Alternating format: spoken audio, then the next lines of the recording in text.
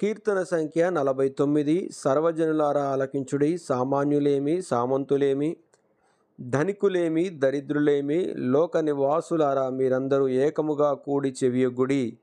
నా నోరు విజ్ఞాన విషయములను పలుకును, నా హృదయ ధ్యానము పూర్ణ వివేకము గూర్చినదయుండును. గూఢార్థము గల దానికి నేను చెవియొగ్గెదను, సితార తీసుకొని నా మరుగు మాట బయలుపరచెదను. నా కొరకు పొంచువారి దోషకృత్యములు నన్ను చుట్టుకొన్నప్పుడు ఆపత్కాలముల్లో నేనేల భయపడవలను? తమ ఆస్తియే ప్రాపకమని నమ్మి తమ ధన విస్తారతను బట్టి పొగడుకొను వారికి నేనేలా భయపడవలను?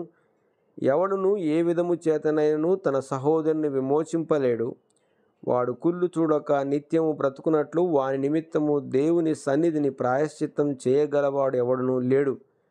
వారి ప్రాణ విమోచన ధనము బహు గొప్పది, అది ఎన్నటికీ తీరక అట్లుండవలసినదే. జ్ఞానులు చనిపోదురని సంగతి అతనికి కనపడకుండా పోదు. మూర్ఖులను పశుప్రాయులను ఏకముగా నశింతురు.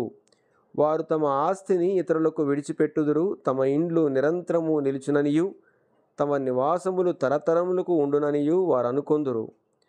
తమ భూములకు తమ పేర్లు పెట్టుదురు. ఘనత వహించిన వాడైనను మనుష్యుడు నిలవజాలడు. వాడు నశించు మృగములను పోలినవాడు. స్వాతిశయ పూర్ణులకును వారి నోటి మాటలను బట్టి వారిననుసరించు వారికిని ఇదే గతి. వారు పాతాళములో మందగా కూర్చబడుదురు. మరణము వారికి కాపరి అయ్యుండును. ఉదయమున యథార్థవంతులు వారి నేలుదురు. వారి స్వరూపములు నివాసము లేనివై పాతాళములో క్షయమైపోవును. దేవుడు నన్ను చేర్చుకొనును. పాతాళ బలములో నుండి ఆయన నా ప్రాణమును విమోచించును. ఒకడు ధన సంపన్నుడైనప్పుడు వాని ఇంటి ఘనత విస్తరించినప్పుడు భయపడకుము. వాడు చనిపోయినప్పుడు ఏమీ తీసుకొని పోడు. వాని ఘనత వాని వెంట దిగదు.